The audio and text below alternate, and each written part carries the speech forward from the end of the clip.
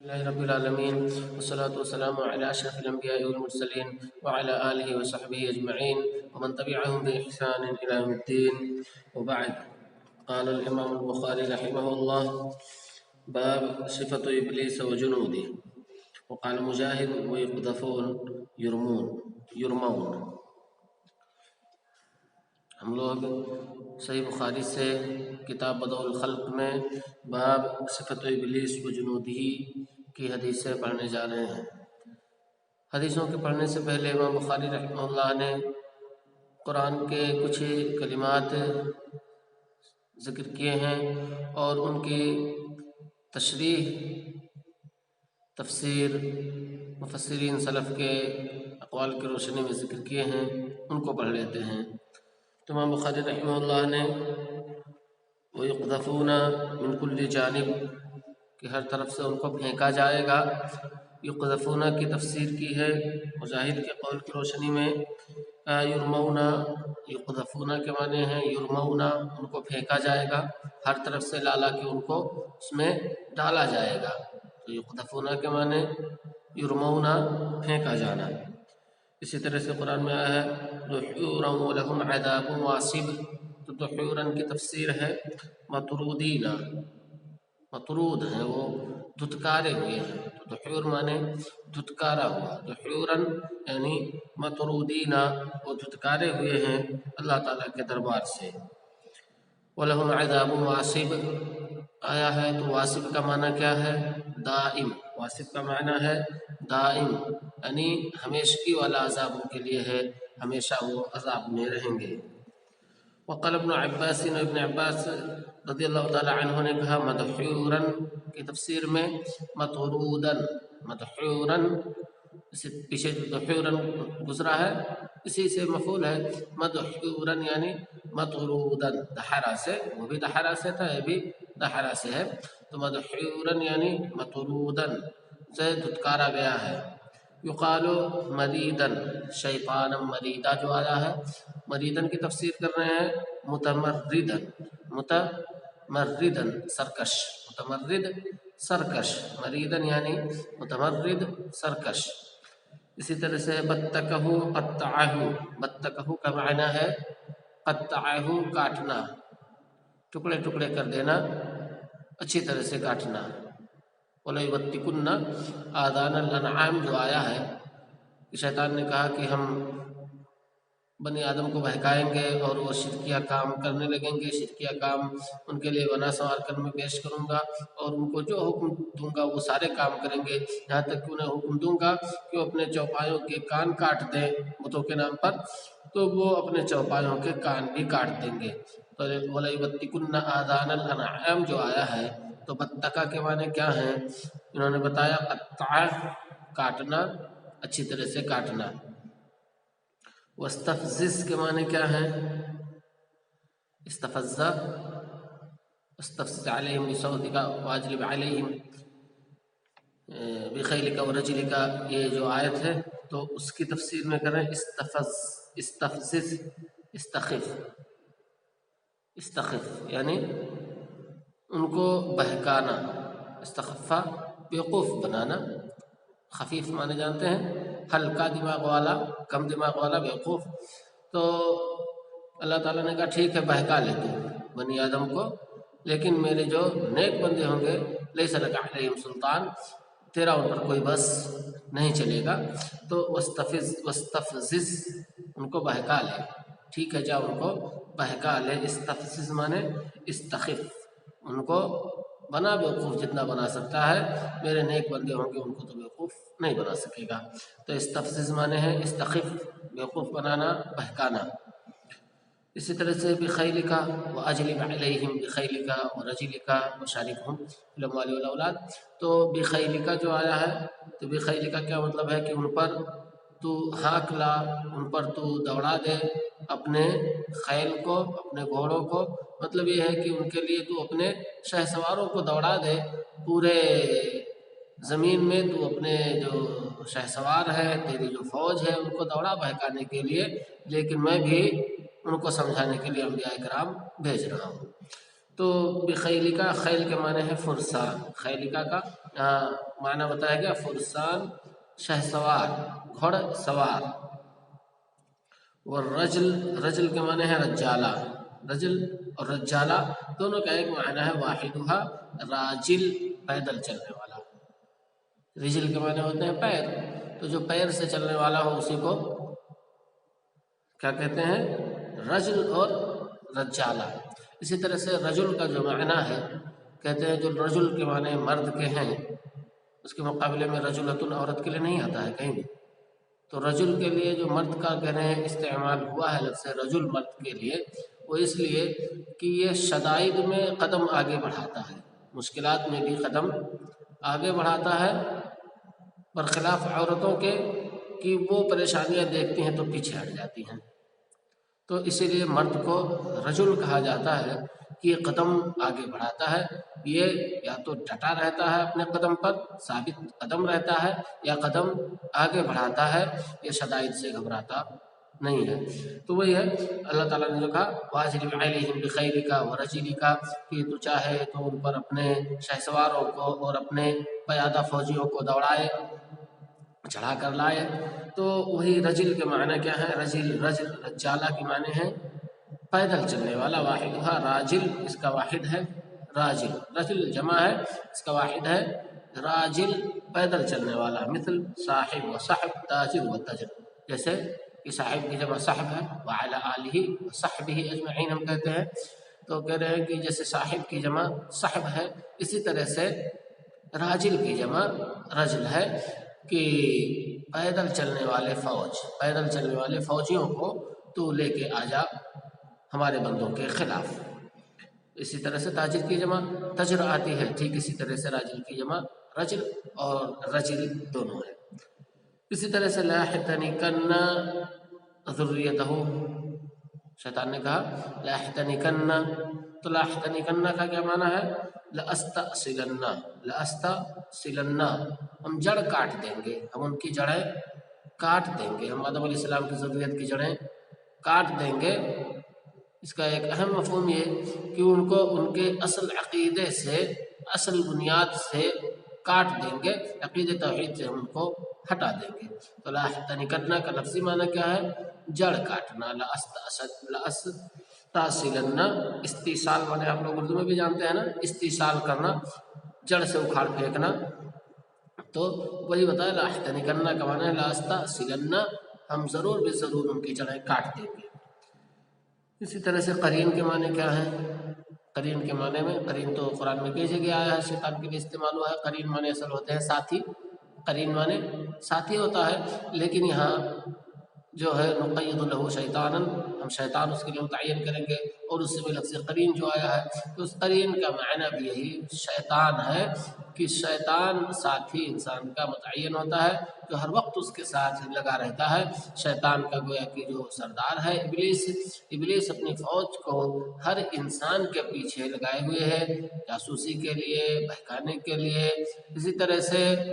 اس کے تمام اعمال کو نوٹ کر کے اور اپنے آقا تک یعنی ابلیس تک پہنچانے کے لیے۔ تو یہ باب تھا ابلیس اور اس کے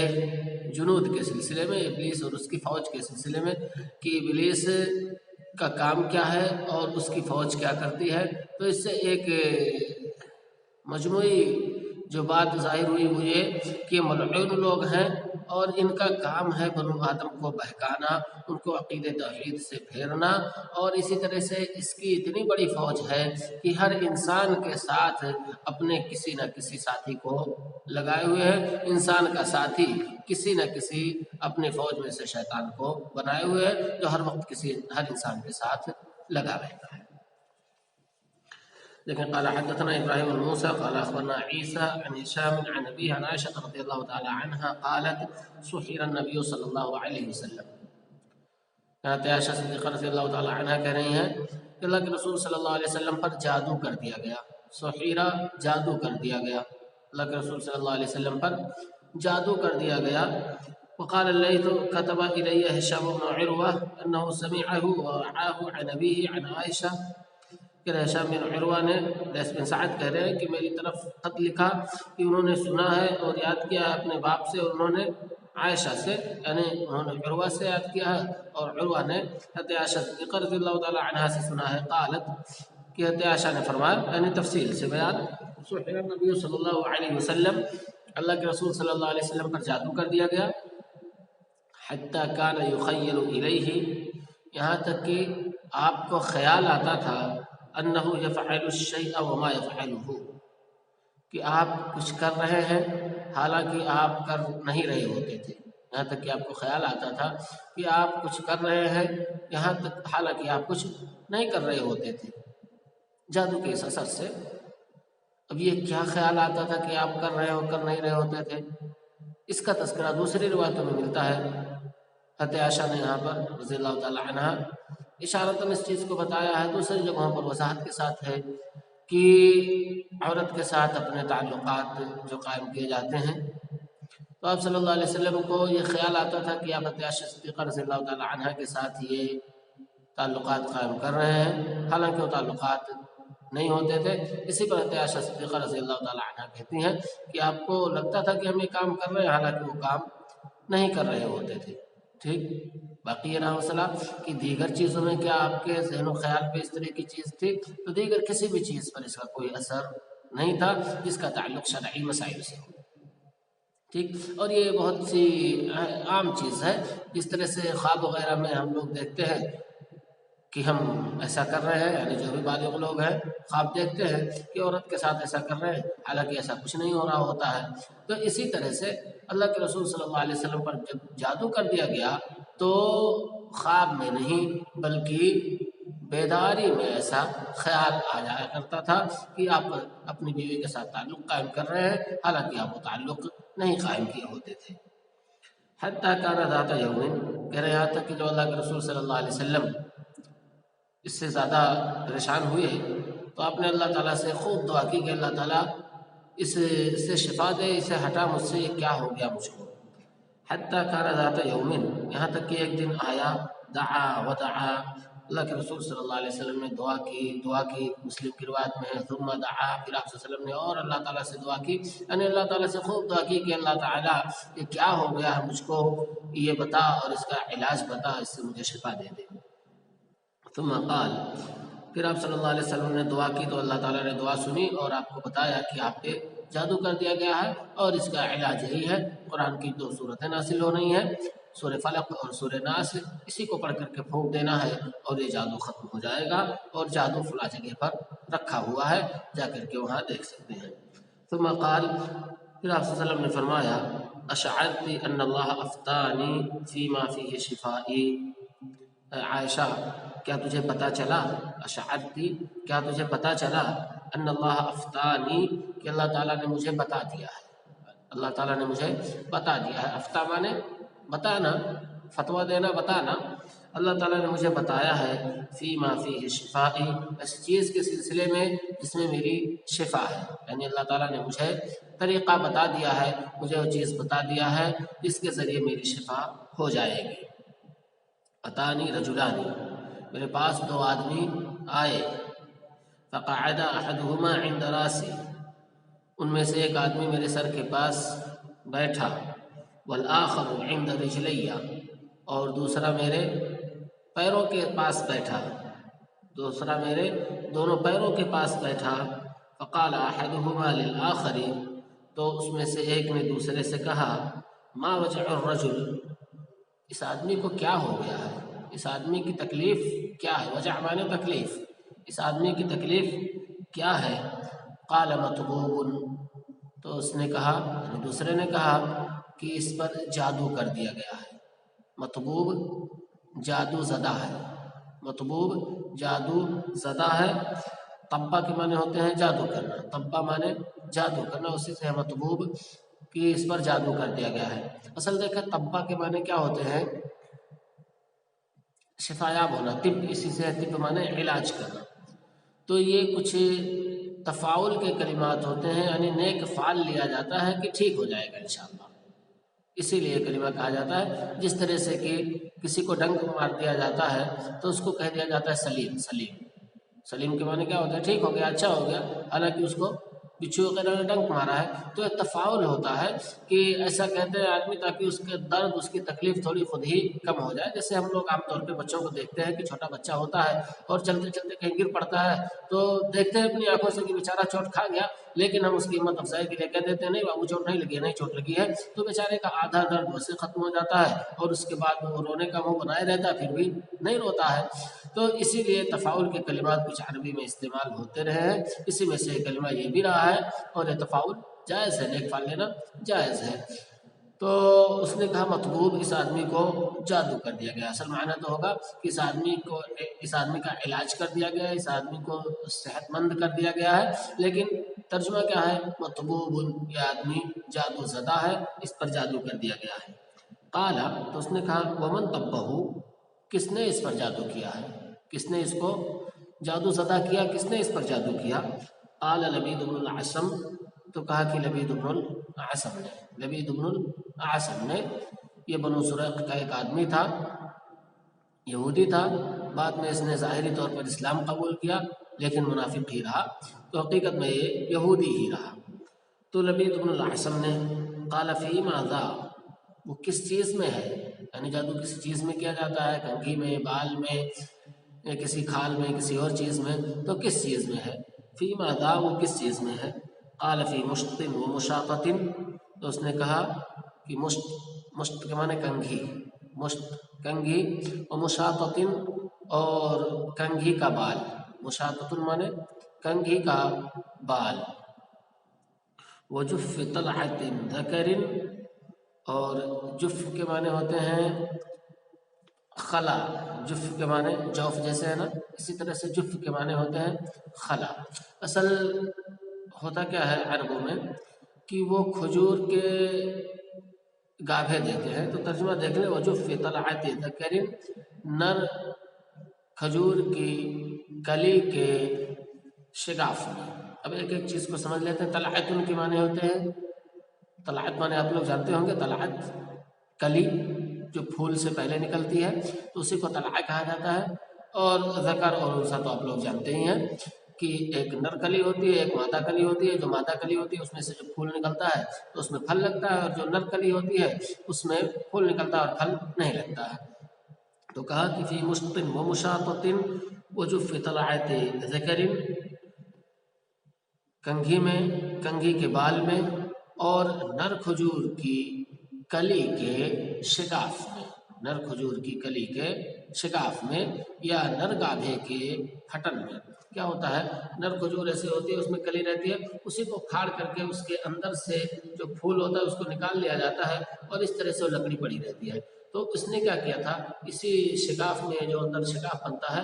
اللہ کے رسول صلی اللہ علیہ وسلم کے بال کو منگایا اور ایک کنگھی میں لپیٹ دیا, گانٹھ لگا دیا, اور اس کنگھی کو اسی کھجور کی کلی میں, نر کھجور کی جو کلی تھی اس کا جو شگاف تھا اسی میں رکھ کر کے ایسے بند کر دیا, اور بند کر کے لے جا کر کے ذی اروان کا ایک کنواں تھا اسی میں دبا دیا. ٹھیک, تو یہ کافی مشط و مشاطۃ وجف طلعۃ ذکر, کنگھی میں اور کنگھی کے بال میں جو کہ نر کلی کے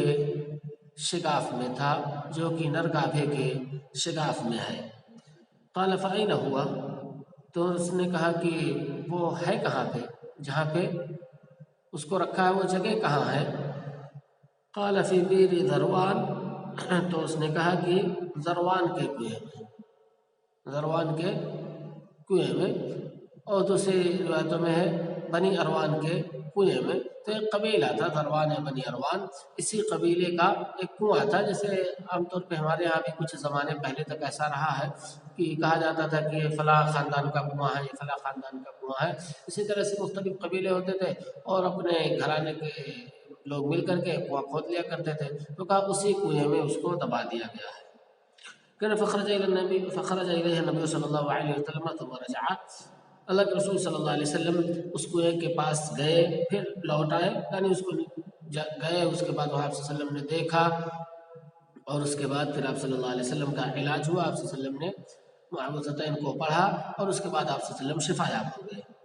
فقال علی عائشہ، اس کے بعد پھر واقعہ ختم ہوا، آپ صلی اللہ علیہ وسلم لوٹ کر کے آئے تو حضرت عائشہ سے آپ نے کہا حین رجع، جب آپ لوٹ کر کے آئے تو اپنے حضرت عائشہ سے کہا نخلها کأنہ رؤوس الشیاطین، اس کے کھجور ایسے تھے جیسے شیطانوں کے سر، اس کے کھجور ایسے تھے جیسے شیطانوں کے سر۔ دیکھیں اب حدیث میں ہمارا استدلال آ گیا کہ شیطانوں کے سر ہوتے ہیں، شیطانوں کی جو صفات بتائی گئی اس میں سے کہ شیطانوں کے سر ہوتے ہیں، تو آپ صلی اللہ علیہ وسلم نے فرمایا نخلوہا، اس کا جو کھجور تھا پیڑ کے پاس تو گویا کہ شیطان کا سر تھا۔ ظاہر ہے وہاں پر اتنا بڑا خراب کام کسی نے کیا تھا تو اللہ کے رسول صلی اللہ علیہ وسلم نے فرمایا، مسلم کی روایت میں ہے کہ پانی اس کا بالکل لال ہو گیا تھا جیسے کہ مہندی کا دھون ہو، اور اس کے کھجور ایسے تھے جیسے شیطانوں کے سر ہوں۔ تو شیطانوں کا سر کسی نے دیکھا تو نہیں ہے، اصلی شکل میں کیسا شیطان ہوتا ہے، اصلی شکل میں اس کا سر کیسا ہوتا ہے، لیکن یہ ہے کہ عجیب و غریب کیفیت ہوتی ہے۔ اللہ کے رسول صلی اللہ علیہ وسلم نے جو بتایا ہم کو، اس سے کیا معلوم ہوا کہ عجیب و غریب کیفیت ہوتی ہے۔ یہ کھجوروں کی جو شکل جو ہیئت تھی وہ انتہائی ٹیڑھی میڑھی عجیب و غریب خراب قسم کی ہو گئی تھی، انتہائی ٹیڑھی میڑھی عجیب و غریب خراب قسم کی ہو گئی تھی۔ تو آپ صلی اللہ علیہ وسلم نے فرمایا کہ بالکل ایسے ہی لگ رہے تھے کہ وہ کھجور کے باغات نہیں بلکہ شیطانوں کے سر ٹیڑھے میڑھے سب ہیں۔ فقلت استخرجتہ، تو میں نے کہا عائشہ کرے میں نے پوچھا کہ آپ نے اس کو نکلوایا؟ قال لا، تو آپ صلی اللہ علیہ وسلم نے فرمایا نہیں، اس کی ضرورت نہیں تھی۔ اما انا فقد شفانی اللہ، رہا میں تو مجھے اللہ تعالیٰ نے شفا دے دی ہے۔ وخشیت ان یثیر ذلک علی الناس شرا، اور میں ڈرا کہ یہ چیز لوگوں پر کسی شر کو نہ ابھارے، میں ڈرا کہ یہ چیز لوگوں کے درمیان کسی شر کو نہ ابھارے۔ ثم دفنت البیر، پھر اس کنویں ہی کو دفن کر دیا گیا، یعنی کنواں پاٹ دیا گیا، کنواں کو برابر کر دیا گیا۔ تو آپ صلی اللہ علیہ وسلم کہہ رہے ہیں میں ڈرا کہ اس میں کوئی شر نہ ابھر جائے اگر ایسا کرتا ہوں۔ شر کیا تھا؟ کئی طرح کا شر ہو سکتا ہے، کچھ روایتوں سے واضح ہے وہ یہ کہ ایسا نہ ہو کہ ایک دوسرے سے لڑ پڑے لوگ، کچھ اس قبیلے کے طرفدار ہو جائے کہ ان کے کھجور کیوں کاٹے جا رہے ہیں، ایسی طرح سے ان کے ساتھ یہ معاملہ کیوں کیا جا رہا ہے اور ہمارے آدمی نے ایسا نہیں کیا ہے۔ دوسرا معاملہ یہ ہے کہ آپ صلی اللہ علیہ وسلم نے نہیں چاہا کہ شر ابھرے، جادو یہ شر ہے، اگر آپ صلی اللہ علیہ وسلم نکالتے اور اس کے بعد ایسا کرتے ویسا کرتے تو پھر لوگوں کے اندر بھی ایک خواہش اور رغبت پیدا ہوتی کہ جادو کیا چیز ہے، جادو کے بارے میں جانیں، جادو کو سیکھیں، تو اس طرح سے اس برائی کی طرف لوگوں کی رغبت بڑھتی۔ اس لیے آپ صلی اللہ علیہ وسلم نے بس اللہ تعالیٰ نے معوذتین کو نازل کیا، اس کے ذریعے شفا یابی ہو گئی، اسی پر آپ نے اکتفا کیا اور اس شر کو ابھارنا نہیں چاہا کہ لوگ جادو کی طرف متوجہ ہوں۔ السلام علیکم ورحمۃ اللہ وبرکاتہ۔